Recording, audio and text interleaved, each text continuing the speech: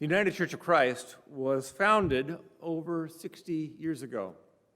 Yet there are still a lot of people out there who don't have a clue who or what the UCC is. During seminary, I spent 1 year in training as a hospital chaplain. And every so often I would tell a patient that I was a member of the United Church of Christ.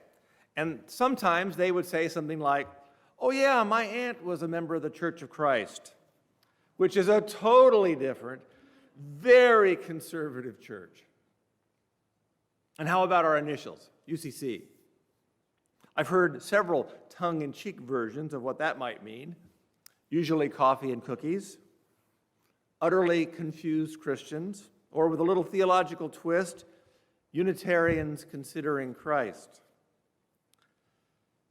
But there are a lot of people who grew up in the United Church of Christ or are members of this denomination who aren't so sure what it means to be UCC either. Because beyond the initials, there's that whole thing about history and what sense we have or don't have of our origins. Folks who are Methodists or Lutherans or Presbyterians or Catholics have a very clear sense that they're part of a church that has roots and a heritage that goes back for hundreds of years. Methodists can tell you about John Wesley. Lutherans, of course, know a lot about Martin Luther, and Presbyterians can probably tell you at least something about John Calvin. Some folks in the UCC are aware that we also have roots and a heritage that goes back to the Protestant Reformation. But who are the founders of the UCC or its predecessors? What are their roots? Well, of the four main groups that united to form the UCC, the Christian churches began with the revival movements in the early 19th century America. The congregational churches have their roots in England and the English Reformation. And the two branches of the Evangelical and Reformed Church both began in Germany. As it happens, I have some highlights of the long, strange trip that is the UCC. Way back in 1620, a group of Congregationalists, who would later be known as the Pilgrims, left Europe for the New World seeking spiritual freedom. And their pastor, John Robinson, urged them to keep their minds open to new ideas, because God, he said, has yet more light and truth to break forth out of his holy word. Or in other words, as we say today, God is still speaking. Did you know that our UCC forebears were deeply committed to education, founding Harvard University in 1636, Yale University in 1701, as well as Amherst, Dartmouth, Oberlin, and Elmhurst colleges. They also founded 6 colleges for African Americans following the Civil War, including Dillard, Fisk, Tougaloo, and Talladega. In 1640, Congregationalists published the first book in North America. Today, the UCC's Pilgrim Press is actually the oldest publishing house in the United States. As early as 1700, congregational leaders in New England spoke out against slavery. In 1773, an angry group of colonists met in a congregational church to plan the Boston Tea Party, arguably one of the first acts of civil disobedience in American history. And a Reformed church in Philadelphia hid the Liberty Bell from British troops throughout the Revolutionary War. In 1839, congregational leaders organized to win the freedom of a group of enslaved Africans who took control of the slave ship Amistad. So we do have a history with roots that go way back. What about more recently? The United Church of Christ was founded in 1958, as I learned when my Sunday school attendance pin changed. And Loomis Basin Congregational United Church of Christ was probably typical of many churches, many Congregational and UCC churches. It wasn't fundamentalist or literalist. I don't think anyone would have said you have to believe X, Y, and Z to be saved, or you must believe every word in the Bible is literally true. But it wasn't exactly progressive yet either. And as a teenager, I never felt that my questions about the Bible and Christianity were really welcome. Still, throughout our long history, there has always been something in our Congregational, Evangelical and Reformed, and United Church DNA that was different. In Isaiah 43, the prophet tells the Jewish people in exile in Babylon, "Do not cling to events of the past or dwell on what happened long ago. Watch for the new thing I'm going to do. It's happening already. You can see it now." That attentiveness, that openness, even eagerness for the new thing God is doing led John Robinson to offer his famous 1620 advice. It led in 1785 to Lemuel Haynes being ordained as a congregational minister, the first African American ordained by a mainstream Protestant church. It led in 1853 to Antoinette Brown becoming the first woman ordained to the Christian ministry, also in a congregational church. In 1972, it led to the ordination of William Johnson, the first openly gay minister in a mainline Protestant church. And in 2005, the UCC General Synod, our national meeting, which happens every other year, overwhelmingly passed a resolution supporting full marriage equality for same-gender couples. So about that same time, 15, 16 years ago, many leaders in the UCC had a sense that our church was being called to an exciting, groundbreaking role.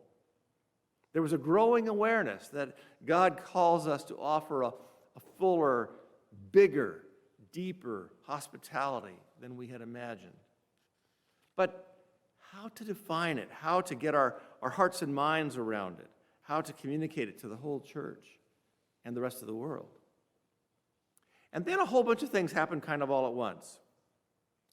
One of the leaders of the church at that time, Ron Buford, who's now a pastor at Sunnyvale UCC in the Bay Area, saw a quote from comedian Gracie Allen: "Never place a period where God has placed a comma," which got him thinking about that John Robinson message to the Pilgrims in 1620.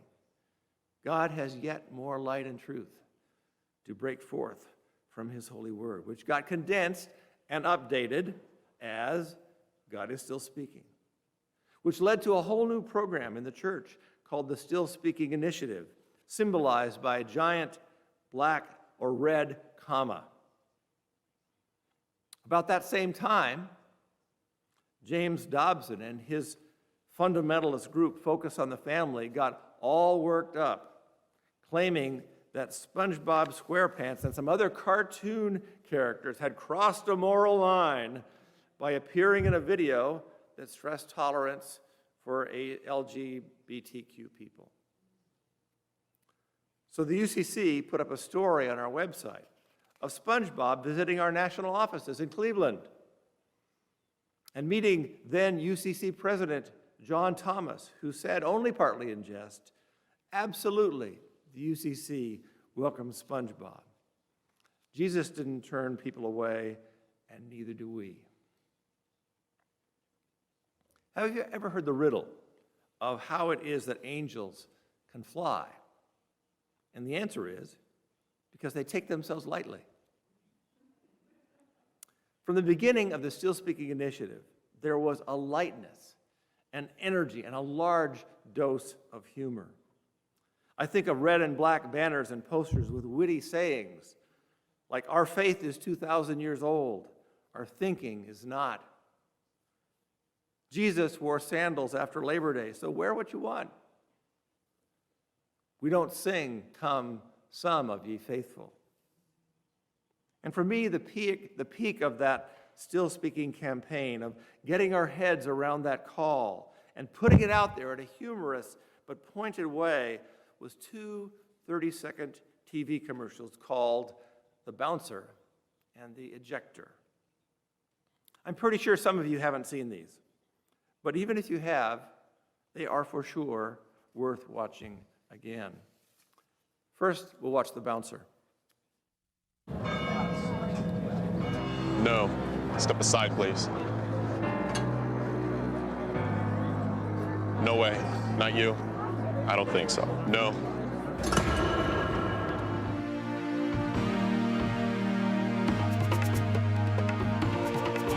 The United Church of Christ. No matter who you are or where you are on life's journey, you're welcome here.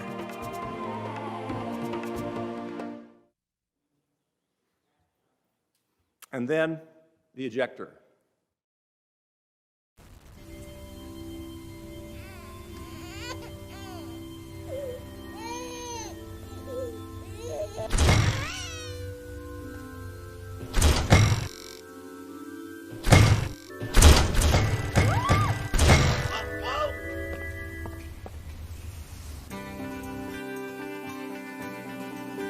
The United Church of Christ. No matter who you are or where you are on life's journey, you're welcome here. So, very tongue-in-cheek, but I think the point is clear. Jesus didn't turn people away.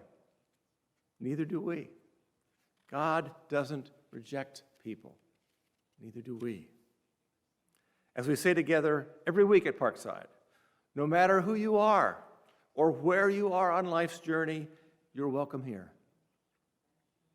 By the way, the red and black commas got updated to create a new UCC logo with a modified blue comma, which also sometimes shows up as a rainbow version. So many people want to put God in a box, to say that there's only one way to understand God's will. There's only one way to understand the Bible or the Quran or whatever your sacred text might be.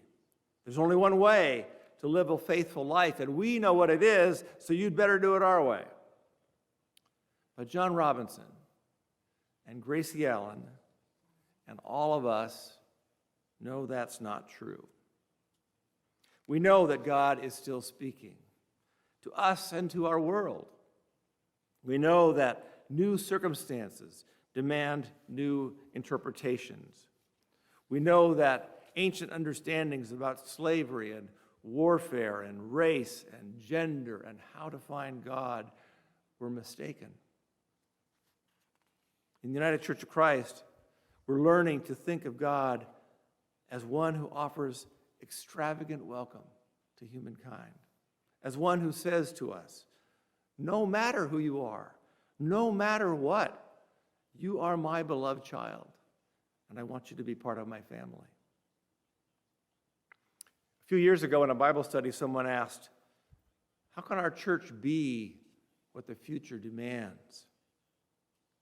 I'm sure the answer to that question has to do with listening to the still speaking God, looking for new light and truth, being ready for the Spirit to teach us, and practice, practice, practice, loving our neighbors, offering hospitality, and giving ourselves with generosity, buoyancy, and trust. Amen.